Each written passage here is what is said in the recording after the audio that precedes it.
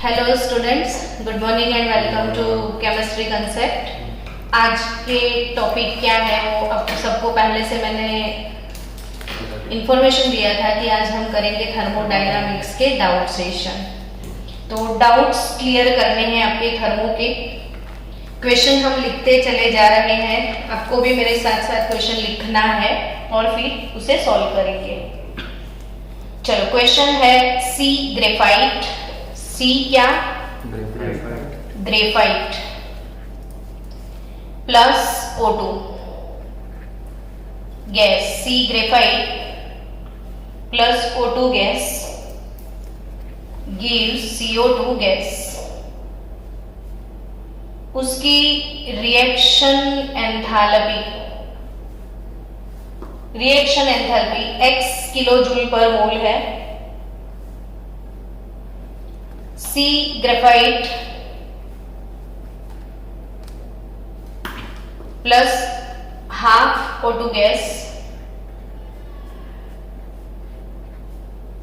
gives CO gas. Reaction enthalpy है y kilo joule per mole. और third equation है CO gas plus half O2 gas gives CO2 gas. उसकी reaction enthalpy है Z kilo joule per mole. Based on the above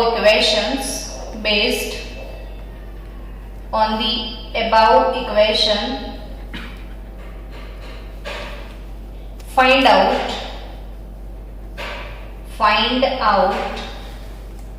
which of the relationship given below is correct।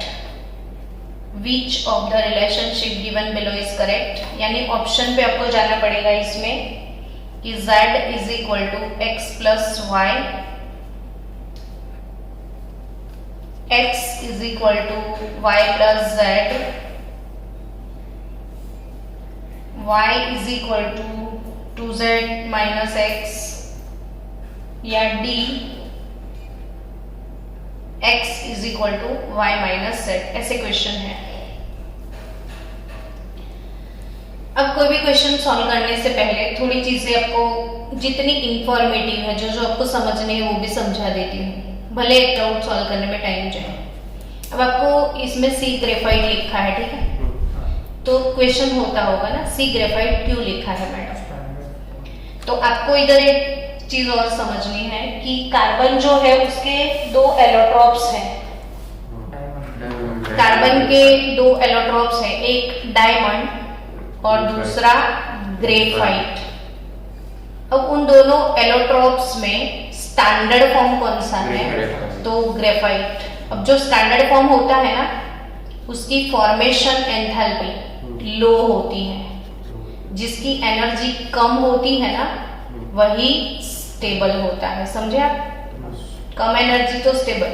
यानी एक चीज और सीखने मिलेगी आपको कि सी ग्रेफाइट से आपको सी डायमंड में जाना है, सी ग्रेफाइट से किस में जाना है? तो ये लेस एनर्जी है, ये मोर एनर्जी। तो सी ग्रेफाइट 1.9 किलो जूल पर मोल हीट एब्जॉर्ब करेगा। सी ग्रेफाइट कितनी एब्जॉर्ब करता है? तब वो सी डायमंड में जाता है। यानी graphite to diamond is a endothermic process. Graphite से किस में जाना है? वो कैसी प्रोसेस है? एंडोथर्मिक। ग्रेफाइट कितनी हीट एब्जॉर्ब करता है? 1.9 किलो जूल पर मोल। तब वो किस में जाता है? डायमंड। आपको स्टैंडर्ड फॉर्म क्या है वो पता है? किसी भी चीज का स्टैंडर्ड फॉर्म क्या होता है? तो रूम टेम्परेचर, आप जिस रूम में बैठे हो उसका रूम टेम्परेचर जनरली कितना होता है? 25 डिग्री सेल्सियस। और उसे हम स्टैंडर्ड टेम्परेचर, कोई केमिकल रिएक्शंस के लिए standard temperature, standard condition 25 degree Celsius और केल्विन में है वो 298 केल्विन।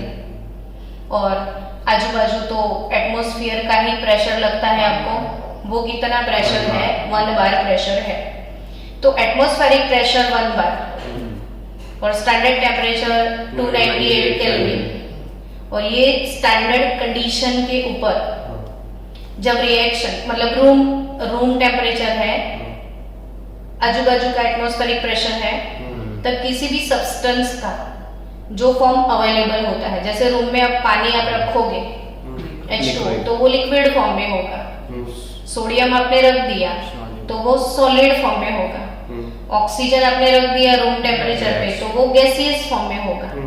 तो रूम टेम्परेचर पे और इसी प्रेशर पे कोई भी सब्सटेंस का जो भी फेज अवेलेबल होता है उसे हम स्टैंडर्ड फॉर्म बोलते हैं। पर क्वेश्चन तब अराइज होता है जब वो एलोट्रोपिक फॉर्म में होता है कि कार्बन के तो दो एलोट्रोप है, तो उसका स्टैंडर्ड फॉर्म कौन सा? ग्रेफाइट। वैसे सल्फर के भी 2 है, रोम्बिक सल्फर और मोनोक्लिनिक सल्फर। तो रोम्बिक और मोनोक्लिनिक में स्टेबल कौन है? रोम्बिक है। ठीक है, चलो अब आपको ये सारे इक्वेशंस दिए हैं, तो इसके रिलेटेड और एक चीज आपको क्या सीखनी है। तो पहले कि ये जो पूरा रिएक्शन हुआ, यानी ये रिएक्टेंट से प्रोडक्ट में कन्वर्ट हुआ, तो बिना हीट चेंजेस कोई रिएक्शन तो होता ही नहीं है। कोई भी रिएक्शन जब भी होगा तो या तो हीट एब्जॉर्ब होगा या तो हीट रिलीज होगा। 2 पॉसिबिलिटी है ना, हीट एब्जॉर्ब हो सकता है या फिर हीट रिलीज हो सकता है। क्या हो सकता है? हीट एब्जॉर्ब हो सकता है या तो फिर हीट रिलीज हो सकता है। ठीक है, अब अगर हीट एब्जॉर्ब हुआ, क्या हुआ? तो वो एंडोथर्मिक, और रिलीज हुआ तो एक्सोथर्मिक। पर जो भी एब्जॉर्ब होता है या जो भी रिलीज होता है उसे हम बोलते हैं रिएक्शन एंथैल्पी। अगर आपने बोल दिया कि ये जब रिएक्शन हुआ तब 100 किलो जूल पर मोल हीट एब्जॉर्ब हुआ था, तो वो रिएक्शन एंथैल्पी। अगर आप बोल कि ये रिएक्शन हुआ तो 100 किलो जूल पर मोल हीट रिलीज हुआ, तो रिएक्शन हमारा हो गया एक्सोथर्मिक। लेकिन हीट एब्जॉर्ब हुआ या रिलीज हुआ, जो भी चेंजेस आए इसे हम बोलते हैं रिएक्शन एंथैल्पी। सिंपल सी बात है ना। तो ये रिएक्शन एंथैल्पी है ना, तभी R लिखा है, R लिखा है, R लिखा है। ठीक है, अब हमें 3 इक्वेशन दिए गए हैं। तीनों इक्वेशन में एक चीज नोटिस करो कि ऑक्सीजन की प्रेजेंस में रिएक्शन हो रहा है, और कोई भी ऑर्गेनिक कंपाउंड ऑक्सीजन से रिएक्ट करता है उसे हम कंबशन बोलते हैं। क्या बोलते हैं? ये सारे कंबशन रिएक्शन है। कैसे रिएक्शन है? तो ये कंबशन एंथैल्पी आप बोल सकते हो। क्या बोल सकते हो आप इसको? Combustion enthalpy. एनीवे, हमें ये डाउट सॉल्व करना है, पर मैं क्या इन्फॉर्मेटिव सब समझा रही थी आपको।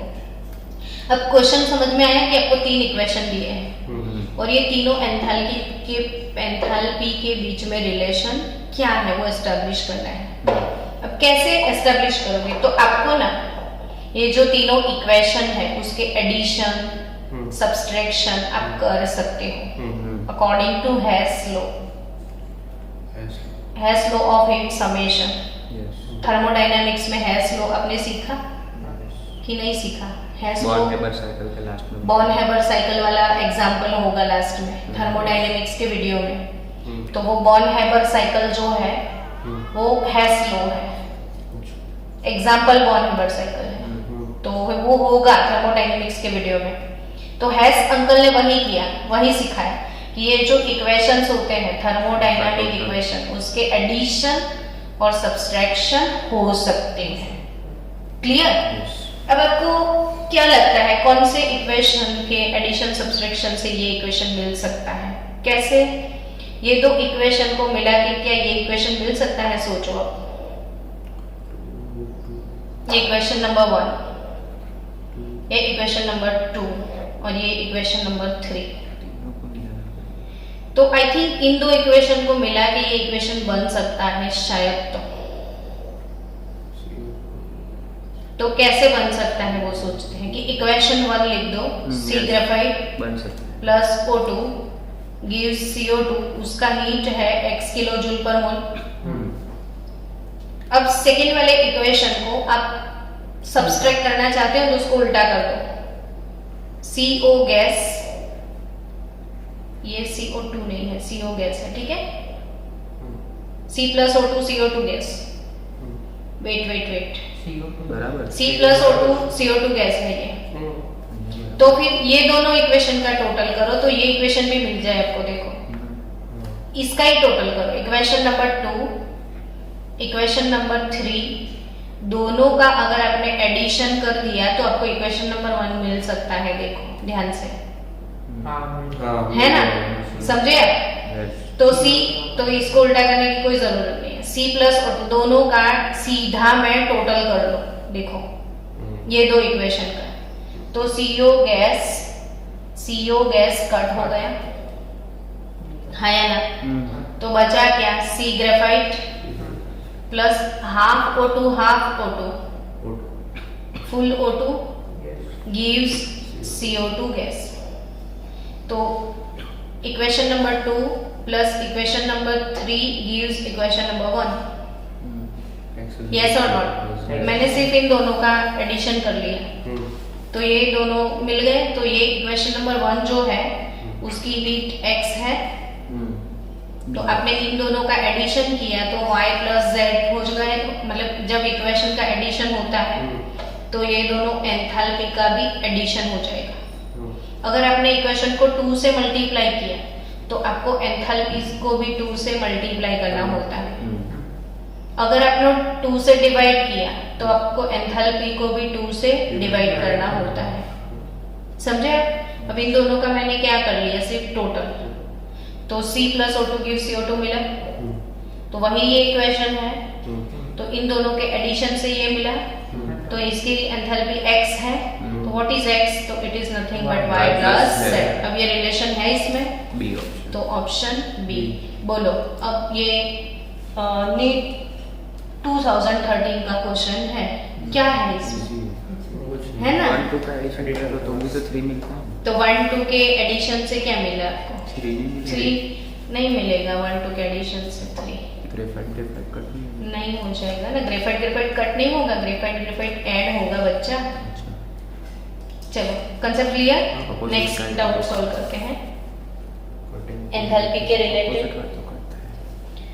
अब ऐसे ही जितने एडिशन सब्सट्रैक्शन वाले इक्वेशन है आज वही सब डाउट्स ले लेते हैं। तो ऐसा ही मेंस 2011 का क्वेश्चन है। 2011 में क्वेश्चन था half A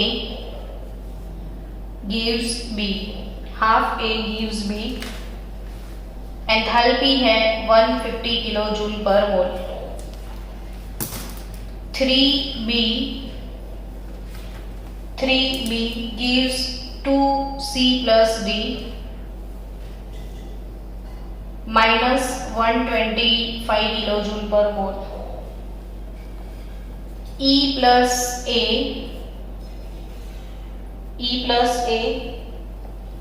gives 2D 350 kilo joule per mole. तो ये 3 इक्वेशन आपको दिए हैं। क्वेश्चन समझ में आया कि ऐसे 3 इक्वेशन दिए गए हैं और तीनों इक्वेशन की रिएक्शन एंथैल्पी प्रोवाइड की गई है। ये प्लस है, इसका मतलब कि ये प्रोसेस अपना एंडोथर्मिक है, और ये माइनस है, इसका मतलब एक्सोथर्मिक। यानी आप बहुत अच्छे से ऑनलाइन भी सीखे हो, मुझे सेटिस्फेक्शन है। अब तीनों इक्वेशन ऐसे दिए हैं, ठीक है। फिर आपका क्वेश्चन है for B plus D, for B plus D gives E plus 2C delta H will be dash। Question समझ आया कि ये 3 इक्वेशन आपको प्रोवाइड किए हैं और ये रिलेशन के लिए डेल्टा H क्या हो सकता है।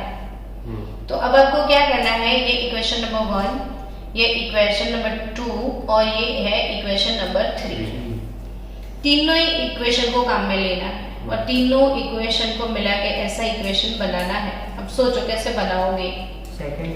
तो आपको चाहिए B प्लस D चाहिए ना, थर्ड तो लेना, B प्लस D चाहिए और इस साइड क्या चाहिए, E प्लस 2C। समझ रहे हो? यस। तो सेकंड और थर्ड को लेना, B 2C चाहिए इस साइड, तो सी इस साइड चाहिए, यानी सी को हम डिस्टर्ब नहीं करेंगे, जैसा है वैसा ही रखेंगे। 2c के बाद इधर e चाहिए, तो इक्वेशन में आपको ये समझना है ये LHS साइड है और ये कौन सी साइड है, RHS। समझ रहे हो? पहले LHS RHS डिसाइड करो, फिर ये वाले इक्वेशन में LHS साइड कौन है, RHS साइड कौन है, उस पर फोकस करो। आपको एक चीज समझनी है कि RHS साइड E है देखो, और हमारे RHS साइड में E कहीं पे भी नहीं है, LHS पे है, तो इसको उल्टा करना पड़ेगा आपको। समझ गए? यानी इसका सब्सट्रैक्शन होगा। फिर ये साइड B है तो इधर तो B है, ये साइड 2c है तो इधर 2c भी है, यानी इसको डिस्टर्ब नहीं करना है। कैसे पता चला, समझ में आया? अब ऑब्वियसली ये इक्वेशन को उल्टा करोगे तो d उस साइड चला ही जाएगा, तो d इधर मिल ही जाएगा। तो हमें किसी को डिस्टर्ब नहीं करना है, कोई भी इक्वेशन को। तो अपने को फर्स्ट इक्वेशन जैसा है वैसा लिखना है, हाँ या ना? बट इधर e प्लस a है ना, सॉरी सेकंड लिखना है। हाँ सेकंड। हाँ क्या फर्स्ट की जरूरत नहीं तो क्यों लिखना? फर्स्ट की जरूरत नहीं है, ये फर्स्ट की जरूरत होगी ना, a को सब्सट्रैक्ट करने के लिए तो ये चाहिए ना, नहीं तो इसको तो आप उल्टाने वाले हो, हाँ या ना? और a को क्या करना पड़ेगा, सब्सट्रैक्ट करना पड़ेगा, तो ये सिर्फ a है और इधर क्या है, 1/2 a। तो इसको 2 से मल्टीप्लाई कर दो तो ये a हो जाएगा। तो इक्वेशन नंबर 1 को किससे मल्टीप्लाई करना पड़ेगा, 2 से, क्योंकि हमें a चाहिए और ये a/2 है। हमें इधर क्या चाहिए, a, और a को सब्सट्रैक्ट भी करना है ना आपको, a को क्या करना है आपको, सब्सट्रैक्ट करना है। तो a को सब्सट्रैक्ट कैसे करोगे आप, इस साइड a है ये वाले इक्वेशन में, बट ये वाला इक्वेशन आप पलटाने वाले हो तो a ऑटोमेटिकली सब्सट्रैक्ट हो ही जाएगा। इन शॉर्ट आपको यहाँ पे मैथ्स वाला ब्रेन अप्लाई करना है और कुछ नहीं। ये तीनों इक्वेशन को कैसे भी करके मिलाओ और ये इक्वेशन बनाओ। आया कि नहीं समझ? तो अब ये इक्वेशन को बनाने के लिए हमें इस साइड b चाहिए तो इसको ऐसे ही रखेंगे, हमें इस साइड e चाहिए तो इसको पलटा देंगे, तो पहले पलटा लेते हैं, और इस साइड आने से ये a इधर आ जाएगा तो ये a सब्सट्रैक्ट हो ही जाएगा। यानी हम इक्वेशन नंबर 1 को पहले 2 से मल्टीप्लाई कर लें, तो 2 से मल्टीप्लाई करेंगे तो ये 2b नहीं हो जाएगा, तो मतलब ट्वाइस a, 2 से मल्टीप्लाई करा तो 2 2 गया, तो a गिव्स ट्वाइस b हो गया इक्वेशन नंबर 1। तो उसकी जो एंथैल्पी है वो 300 किलो जूल हो जाएगी। कैसे 300 हो गई, क्योंकि मैंने इसको 2 से मल्टीप्लाई किया। अब सेकेंड इक्वेशन जैसा है वैसा है, रखो इसको, आया समझ में? तो 3b गिव्स क्या, 2c plus d, equation number 2। इसको कुछ नहीं करना है, इसको जैसा है वैसा रखो। ये ना आप प्रैक्टिस से ज्यादा कर पाओगे, इसकी बहुत प्रैक्टिस करना। मेथड में समझा रहे हो, ऐसे जितने क्वेश्चन मिले उसकी प्रैक्टिस आप ज्यादा करना। अब क्या करना है, मुझे इसको पलटाना है ना, तो 2d लिखना है, हेलो yes. और क्या लिखना है सामने, e plus a, equation number क्या, 3। डेल्टा h क्या होगा बोलो, -350। क्यों ये -350 हो गया, तो आपने LHS को RHS भेज दिया, RHS को इक्वेशन पलटा दिया, तो एंथैल्पी मतलब पहले जो एंडो था वो रिवर्स में जाओगे ना तो वो एक्सो हो जाएगा, तो -350 हो गया। चलो अभी तीनों इक्वेशन के साथ जो जो किया वो एंथैल्पी के साथ भी हुआ। अब आप ध्यान से एडिशन करो, शायद मिल जाए हमें जो चाहिए। तो आई थिंक a चला गया है ना, b चला गया और 3b है और ये 2b है, ऐसे तो वो माइनस ही होगा, तो 3b - 2b हुआ, तो इस साइड एक b बच गया। पहले आपने 2 था, वो कैसे कट किया? ये 2b है ना और ये 3b है, वो तो a बच गया, नहीं ओके। तो ये इस साइड आएगा तो माइनस हो जाएगा, एक मिनट, ये इस साइड आया तो माइनस हुआ, तो 3b - 2b।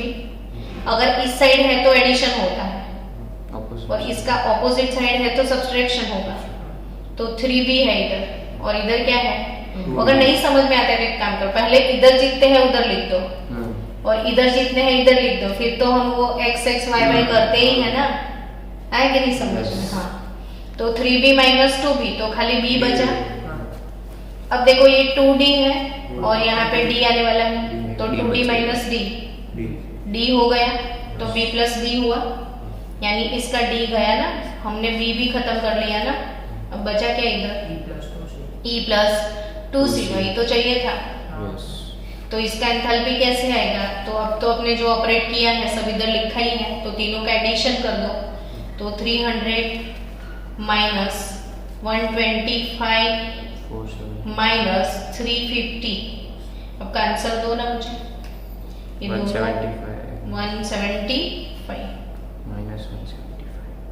तो minus 175 kilo joule per mole. तो योर आंसर बी ऑप्शन है इसमें, माइनस 175 किलो जूल पर मोल। क्लियर? आया ना समझ में सब? ठीक है, चलो, मस्त मेथड है ना। तो आपको अभी तो मैं वीडियो सेशन में डाउट सॉल्व करवा रही हूँ, फिर भी आपको प्रॉब्लम आए तो डोंट वरी, मुझे बोलना, मैं ऑफलाइन भी फिर से करवा दूंगी, पर एक बार सीखो, क्योंकि वीडियो होगा ना तो आपको ज्यादा काम मिलेगा। चलो नेक्स्ट क्वेश्चन वैसा ही है, मेन 2010 का, 2010 क्वेश्चन है, मेरे साथ लिखना, Fe2O3 प्लस 3 मोल CO, Fe2O3 प्लस 3 मोल CO gives 2 मोल Fe प्लस 3 मोल CO2, 2 मोल Fe प्लस 3 मोल CO2, डेल्टा H होगा इसका माइनस 26.8 किलो जूल पर मोल। फिर दूसरा इक्वेशन दिया गया है FeO प्लस CO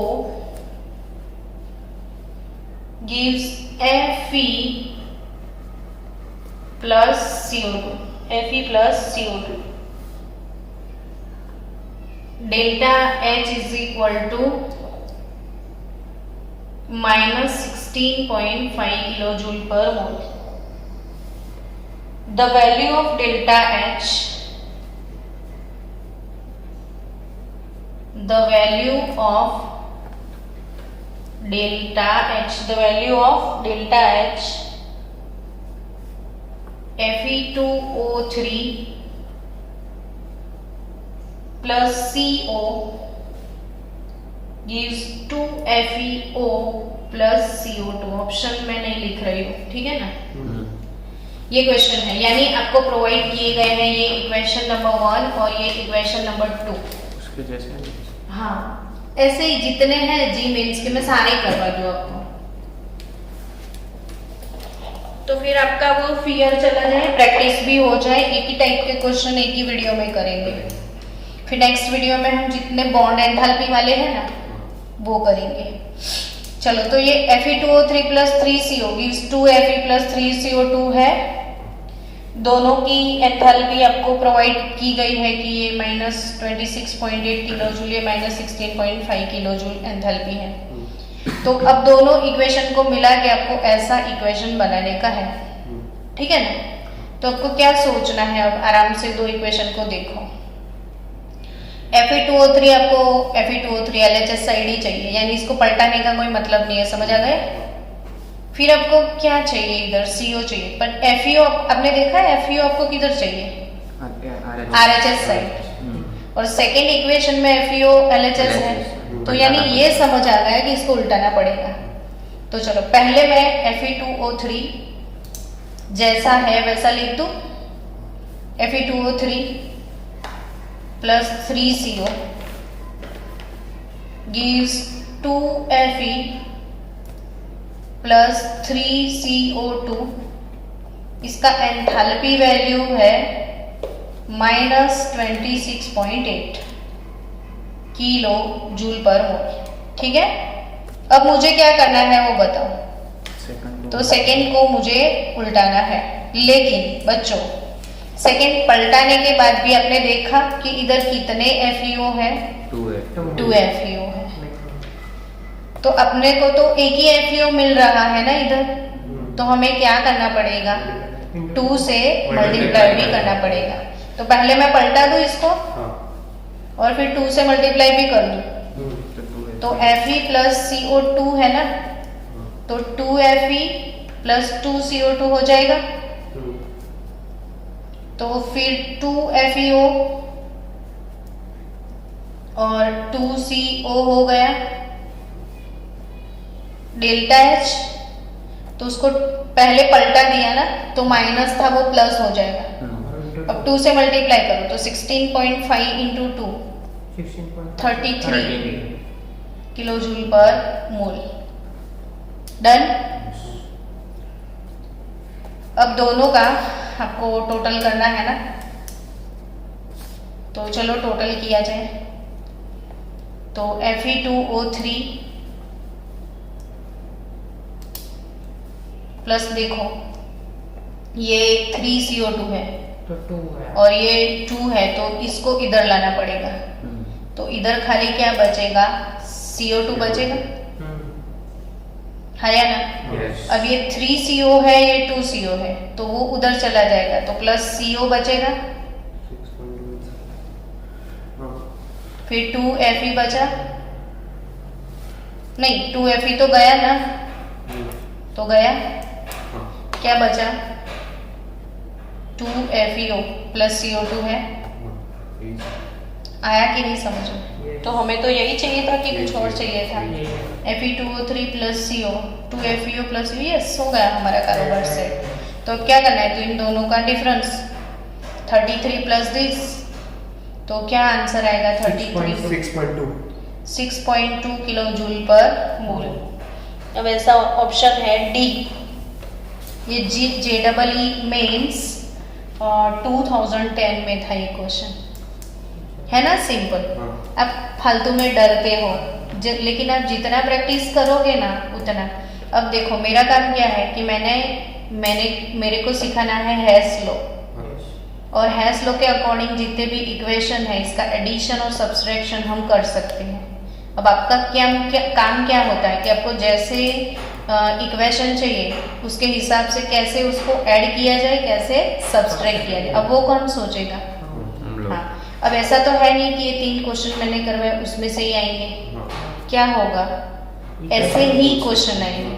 तो ये एप्लीकेशन के क्वेश्चन है, तो एप्लीकेशन आपका खुद का, जैसे 10th में हम फैक्टर्स पढ़ते हैं, तो फैक्टर किसी चीज़ के फैक्टराइजेशन तो हमें खुद ही करने पड़ेंगे ना अपने हिसाब से, कि इसके में कितने फैक्टर्स बनाऊं, है ना। वैसे इधर मैथमेटिकल नॉलेज हो। फिर बहुत सारे बच्चे बोलते हैं कि आओ तो तमें कराव्यो ज नहीं, तो ये मेरे को एक बार ऐसा सिखाना है, फिर आपको ऐसे करने हैं, ठीक है। चलो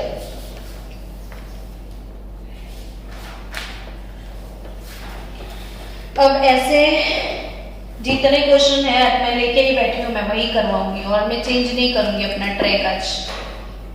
नेक्स्ट क्वेश्चन है ऐसा सेम,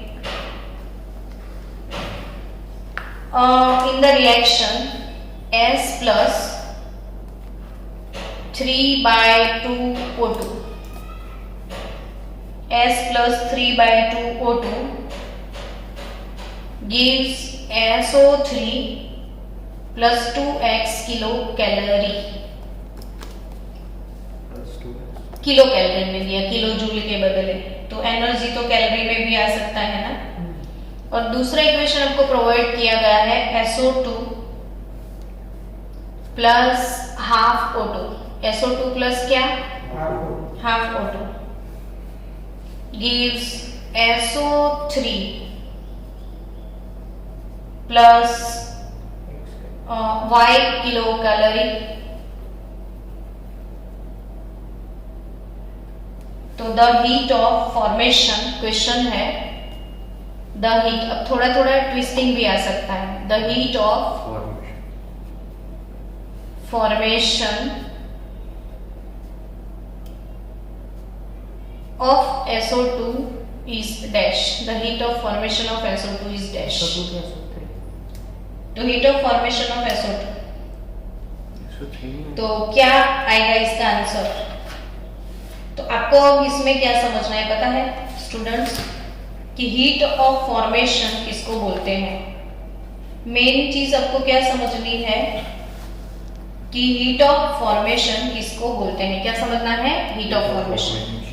तो आपको तो केमिस्ट्री वर्ड से ही पता चलता है ना, हीट ऑफ फॉर्मेशन मतलब क्या? कि किसी कंपाउंड का फॉर्मेशन जब होता है तब जो वो हीट रिलीज होता है या एब्जॉर्ब होता है, इसे बोला जाता है हीट ऑफ फॉर्मेशन। लेकिन बच्चों इसके लिए आपको याद रखना है कि किसी भी चीज का फॉर्मेशन, एक मिनट हम पीछे समझ लेते हैं हीट ऑफ फॉर्मेशन को।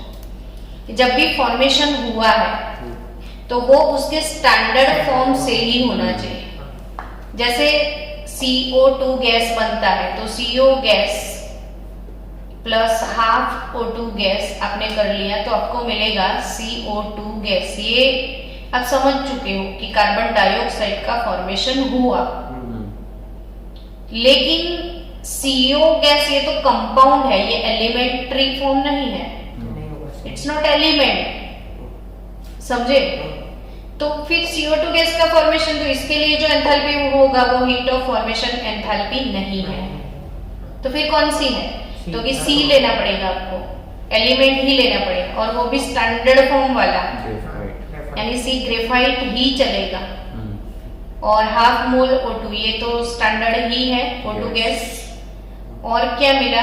मतलब CO2 गैस बनाना है तो फुल मोल O2 गैस, क्या मिलेगा? CO2। तो ये होगा इसका फॉर्मेशन।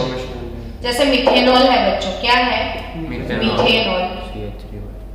अब मिथेनॉल की फॉर्मेशन एंथैल्पी आपको पूछ लिया एग्जाम में, तो मिथेनॉल के फॉर्मेशन का इक्वेशन बना वो इंपॉर्टेंट है। तो कैसे इक्वेशन बनाओगे? तो इसमें एक C लगता है, फिर इसमें 4 हाइड्रोजन लग जाएंगे और ऑक्सीजन, तो तीनों के एलिमेंट फॉर्म लेने हैं आपको। तो अब C का एलिमेंट फॉर्म क्या होगा? ग्रेफाइट ही होगा ना। और हाइड्रोजन का element form 2H2 gas, 4 hydrogen चाहिए और एक ऑक्सीजन यानी हाफ मोल O2 गैस। तो क्या मिलेगा आपको? CH3OH liquid. यानी इसके स्टैंडर्ड फॉर्म से रिएक्शन स्टार्ट होता है और प्रोडक्ट भी अपने स्टैंडर्ड फॉर्म में ही आती है और सारे इसके एलिमेंट फॉर्म ही होने चाहिए, और तब जाके जो हीट रिलीज और एब्जॉर्ब होता है वही बोलते हैं हम हीट ऑफ फॉर्मेशन। क्लियर ना कंसेप्ट? और बहुत तरीके हैं पानी बनाने के। जैसे देखो NaOH ले लो आप, इसमें HCl डाल दो तो आपको H2O तो मिलेगा ना। तो फिर ये इक्वेशन में H2O बन रहा है तो it's not a formation enthalpy. तो H2O की फॉर्मेशन एंथैल्पी क्या होगी? तो H2 gas, half mole O2 gas और H2O लिक्विड लिखा है।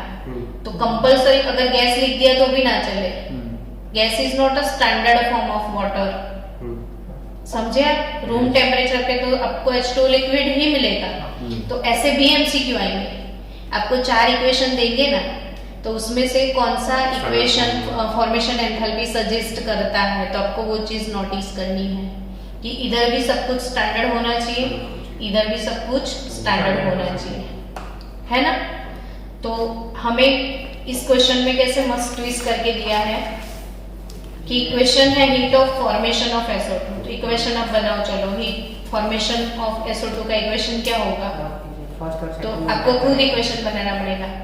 तो सल्फर वो रोम्बिक वाला फॉर्म, तो इधर मेंशन नहीं किया बट होगा रोम्बिक। फिर इसका O2 हाफ नहीं पूरा ही चाहिए, O2 गैस चाहिए और चाहिए SO2 गैस। तो ये इक्वेशन के लिए जो भी एंथैल्पी बनेगी वो इसकी फॉर्मेशन एंथैल्पी ही होगी। अब इन दोनों इक्वेशन को यूज करके क्या आप ऐसा इक्वेशन बना सकते हो, वही सोचना है आपको। तो कैसे बना सकते हो सोचो। सेकंड को उल्टा कर देंगे और फर्स्ट में करेंगे तो इस साइड हमें S चाहिए, यानी इसको हम डिस्टर्ब नहीं करेंगे। देखो LHS साइड सल्फर है ना, यस तो इधर भी LHS साइड सल्फर, तो इसको तो ऐसे के ऐसे ही रखना है। लेकिन इस साइड SO2 नहीं है, है ना, तो हमें क्या करना पड़ेगा, उल्टा उल्टा करना पड़ेगा। तो SO2 तो हमें इस साइड चाहिए, RHS साइड, वो हालांकि वो है LHS साइड, तो इस इक्वेशन को हम उल्टा कर लेंगे। तो चलो सीधा सीधा लेके S प्लस 3/2 O2 क्या बनेगा, SO3 प्लस 2X वही रहेगा ना। और इस इक्वेशन को उल्टा करके कैसे लिखोगे आप, SO3 प्लस Y लिखोगे, गिव्स क्या, SO2 प्लस हाफ O2 हो जाएगा। अब आप दोनों का टोटल कर लो, SO3 गया तो SO3 गॉन, 3/2 O2 तो S प्लस देखो 3/2 O2 और ये हाफ O2 माइनस हो जाएगा ना, तो 3/2 माइनस हाफ करो तो 2/2 O2 यानी फुल O2 हो गया। O2 गैस गिव्स SO2 आ गया जो चाहिए था, तो 2X माइनस Y नहीं हो जाएगा। तो what is your answer here, तो heat of formation of SO2 is 2X minus Y है option, B option heat of formation of 2X minus Y। चलो डन। अब नेक्स्ट ऐसा ही क्वेश्चन अभी सॉल्व करेंगे, जितने ऐसे है वो उनको ही बताएं, खत्म करेंगे आज हम, ताकि आपके पूरे कंसेप्ट जब तक क्लियर नहीं होते हैं प्रज्ञा मैडम आज छोड़ने वाले नहीं आपको। स्टूडेंट्स आपने थर्मोडायनामिक्स उसके डाउट्स हम सॉल्व कर रहे थे, और इसे कंटिन्यू करते हुए और भी डाउट्स हम आज टोटल एंथैल्पी के डाउट सॉल्व कर रहे हैं। तो एक जैसे सेम क्वेश्चन जितने भी हैं वो सॉल्व करते हैं। नेक्स्ट लेक्चर में सेम पैटर्न के सेम क्वेश्चन रहेंगे। तो given that C plus O2 CO2 एक इक्वेशन दिया है और उसकी एंथैल्पी वैल्यू दी गई है -x किलो जूल पर मोल। मैंने यूनिट नहीं लिखा है, तो आपको समझना है कि यूनिट किलो जूल पर मोल होगा। नाउ द और एक दूसरा equation 2CO plus O2 gives 2CO2 delta, जैसे दो इक्वेशन दिए गए हैं, ठीक है। अब आपको क्वेश्चन क्या पूछा है कि the enthalpy of formation of carbon monoxide. तो आपको इसमें इजी तो लगता है, लेकिन ब्रेन यूटिलाइज कहाँ करना है कि फॉर्मेशन ऑफ कार्बन मोनोऑक्साइड का इक्वेशन वो आपको खुद बनाना पड़े। थोड़ा सा ट्विस्ट किया है, पहले वाले जब क्वेश्चन थे तो इक्वेशन भी दिए गए थे और आपको दो इक्वेशन को यूज करके वो दिया गया इक्वेशन आपको बनाना था। अब ऑलरेडी इक्वेशन आपको खुद प्रिपेयर करना है, तो किसका इक्वेशन प्रिपेयर करना है, क्वेश्चन रीड करके the enthalpy of formation of carbon monoxide. तो फॉर्मेशन CO का करना है ना, तो कैसे होगा सोचो। Yes, C graphite plus half O2 gas give CO gas. कितना इजी है, और यही नीट जी के क्वेश्चन है। तो आपको क्या करना है समझो कि इन दोनों इक्वेशन को यूटिलाइज करते हुए ये इक्वेशन बनाने का है ना। कैसे बनाओगे सोचो। C तो इस साइड चाहिए आपको, तो इसको तो सीधा ही रखो, और देखो C हो आपको सामने चाहिए, तो इसको टर्न कर दिया। आया समझ में, अब यूज टू हो गया है ना। C plus O2 gives CO2 gas, delta H not is -x, उसको ऐसे ही रखो। अब क्या करना है, इसके enthalpy of formation of carbon monoxide लाना है और इसको उल्टाना है ना आपको। तो 2CO2 प्लस O2 नहीं 2CO2 gives 2CO plus O2 और उसकी एंथैल्पी है -y। बट एक क्वेश्चन है कि आपको C plus half O2 gives CO only एक ही CO चाहिए, यहाँ पे दो CO है, तो इसको 2 से क्या करना पड़ेगा, डिवाइड करना पड़ेगा पूरे इक्वेशन को। हाँ या ना? यस उससे मल्टीप्लाई। तो 2 से डिवाइड करो यानी हाफ से मल्टीप्लाई करो, एक ही मतलब हुआ ना। हाँ वो तो एक ही बात हाँ, तो हाफ हो गया। अब सोचो कि ये 2 2 चला गया तो इक्वेशन क्या रहेगा? CO2 gives हाँ four CO plus half O2 हो गया इक्वेशन। तो इसकी एंथैल्पी चेंज हो जाएगी, एंथैल्पी Y/2 हो जाएगी ना तो, प्लस था से ना था और एंथैल्पी प्लस होगी क्योंकि इक्वेशन को पलटाया भी गया है। चलो अब दोनों का टोटल मिला लो तो CO2 कट हो जाएगा, तो C प्लस ये फुल O2 ये हाफ फोर और ये half, 1 minus half, half half O2 gas gives CO CO gas, जो चाहिए था वो आ गया। तो फिर तो कुछ नहीं, y/2 x minus minus x। आपका आंसर क्या होगा? y/2 minus x। अब आपको थोड़ा उसमें ऑप्शन में भी ट्विस्ट करके दिया है, सेम ले लिया होगा तो इसको LCM लिया तो y माइनस 2x/2 हो जाएगा। तो y minus 2x/2 option A ऐसे ही दिया है, तो थोड़ा बहुत ये मैथमेटिकल ऑपरेशन है। मस्त लगा क्वेश्चन? चलो नेक्स्ट।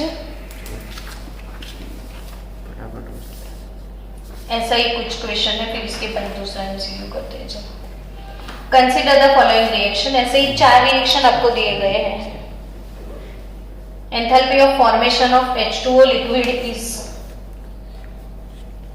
आपके पास 4 इक्वेशन है और 4 इक्वेशन के हिसाब से आपको क्या करना है? Enthalpy of formation of H2O liquid चाहिए। तो सोचो कैसे मिलेगा? इक्वेशन 4 कौन कौन से हैं? H plus plus OH minus gives H2O liquid, H2 gas plus half O2 gas gives H2O liquid, फिर CO2 plus H2 gives CO plus H2O liquid, ethene है, इथाइन है, 5/2O2 2CO2 plus H2O liquid. हो जाएगा तो आपको ये सारे जो इक्वेशन है उसको यूज करना है और enthalpy of formation of H2O liquid calculate करना है। सोचो कैसे कैलकुलेट करोगे? सेकंड वाला इक्वेशन है उसका, क्या? इसमें सेकंड वाला इक्वेशन लिखने पड़ेंगे सब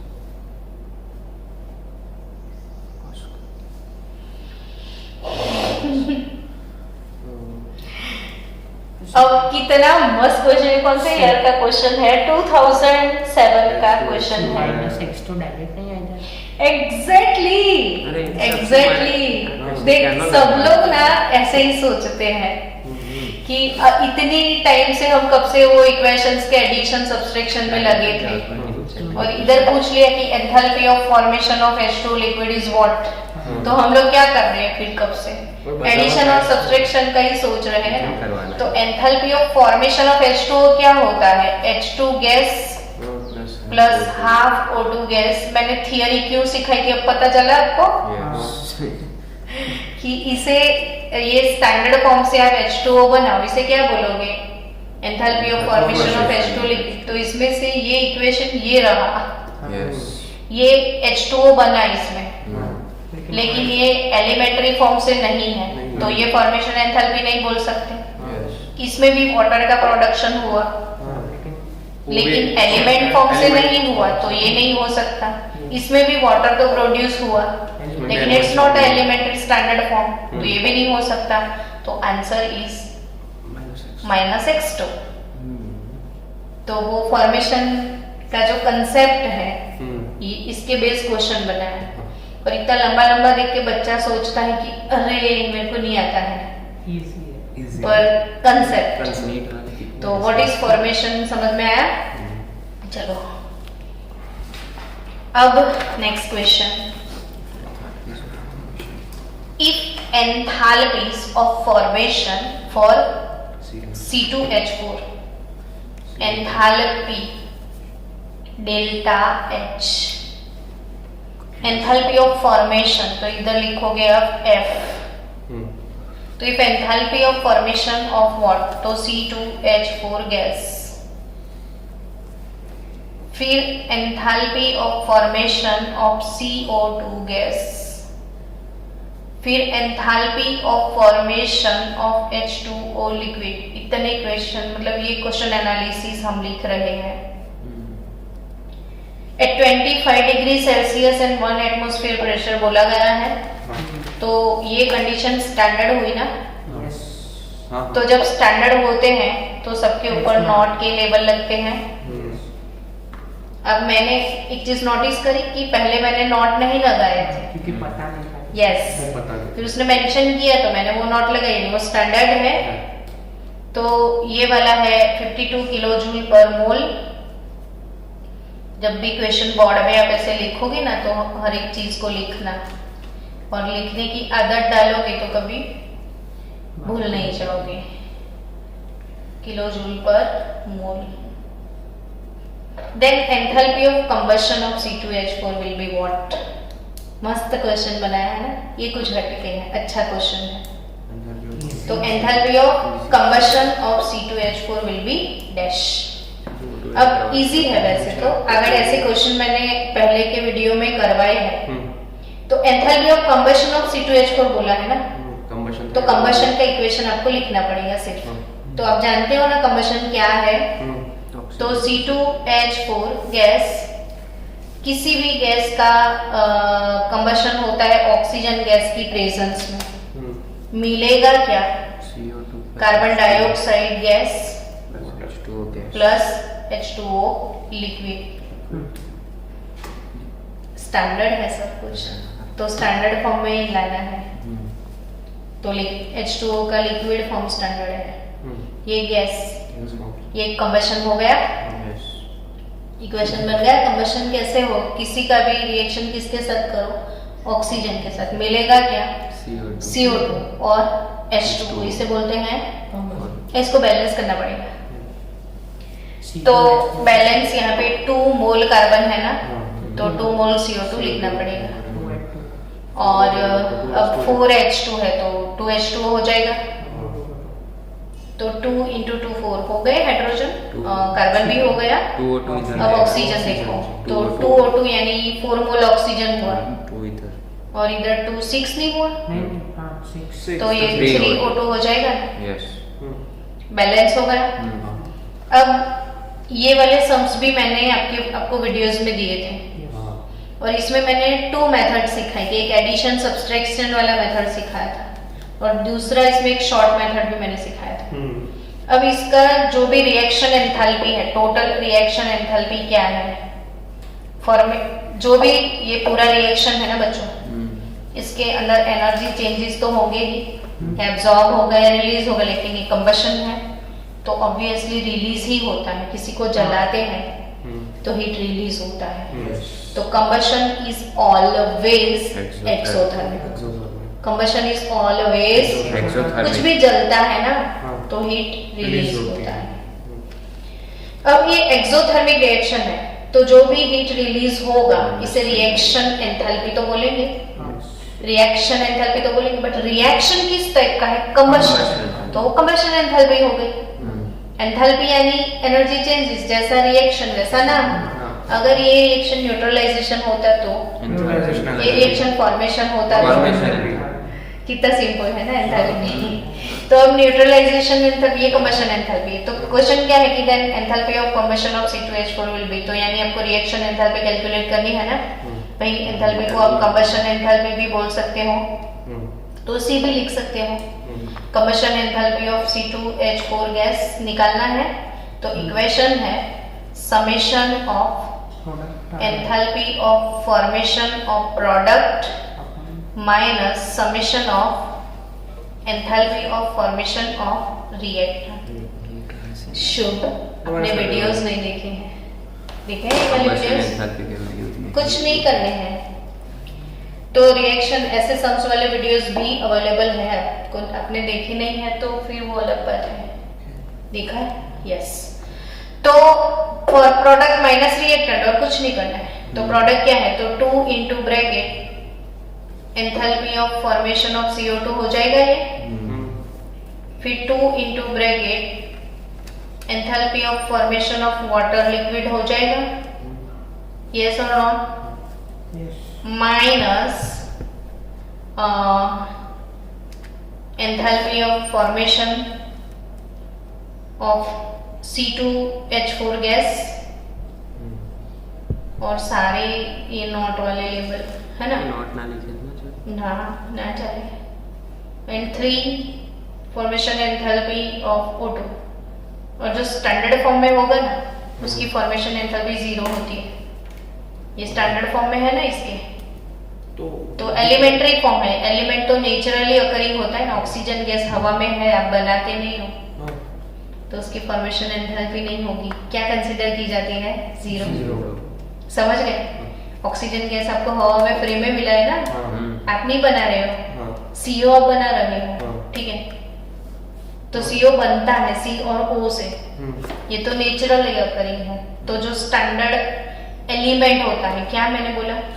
स्टैंडर्ड फॉर्म ऑफ एलिमेंट, यानी standard enthalpy of any element is 0।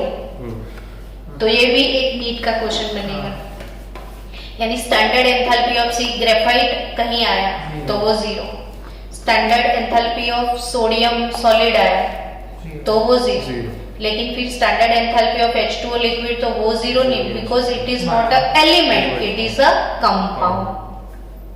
Hello, समझ गए ना? तो जो एलिमेंट होगा ना उसका 0। चलो अब 2, CO2 का कितना है वैल्यू देखो ना बच्चों, -394 है ना। CO2 का वैल्यू क्या है? 394 -3, 2 into 394 है।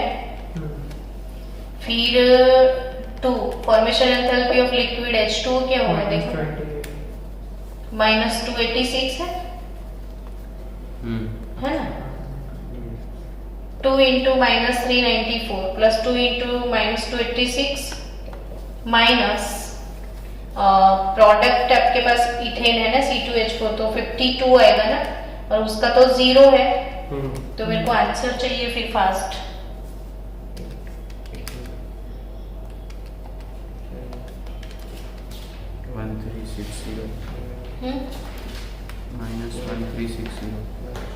-1360 नहीं है, -1412 तो -1412 किलो जूल पर मोल। डन? -1412 किलो जूल पर मोल। चलो एक काम करना, ये सब आप PDF बना दोगे? ये क्वेश्चन भी सॉल्व हो गया।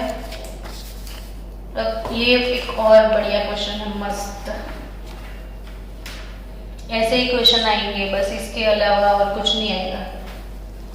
चलो हो गया, ध्यान से अब देखो इस पे क्या लिखा है मैंने। The heat of combustion of carbon to CO2, the heat of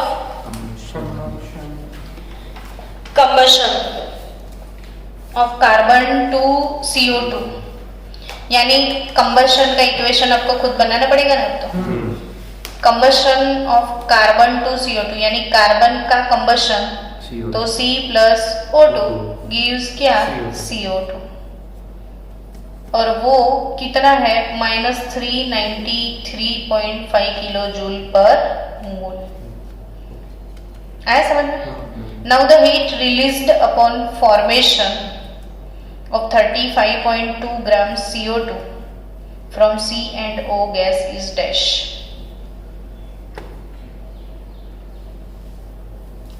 तो हाँ, कितना सिंपल सोचना है देखो कि अब ये कितने ग्राम के लिए पूछा है आपको? 35.2 ग्राम के लिए पूछा है।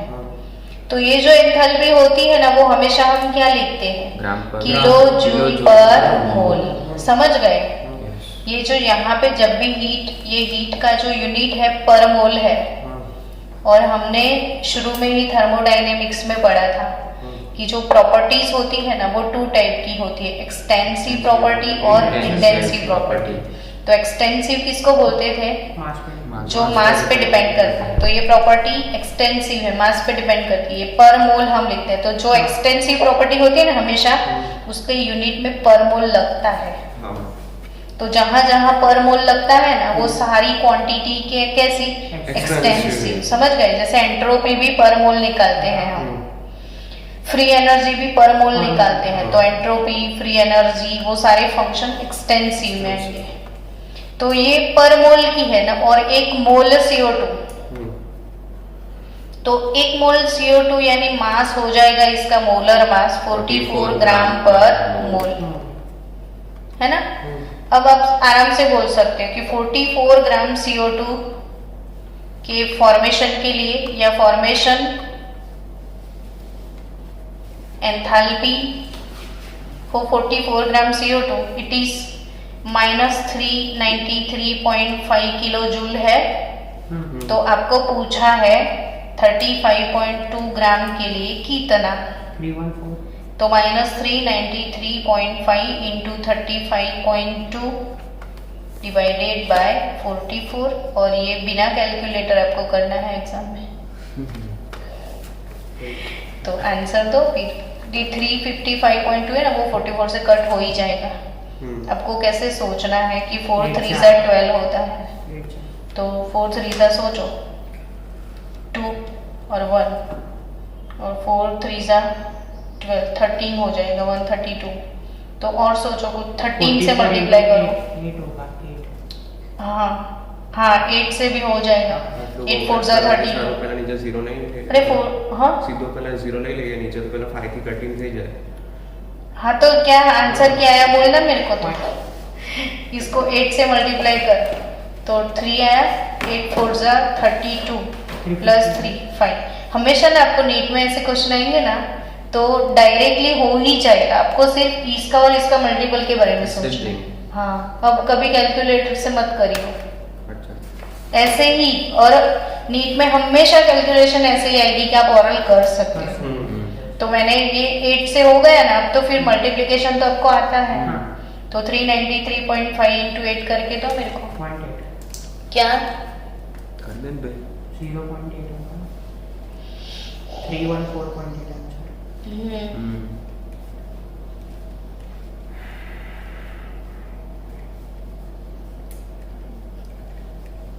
क्या आंसर है?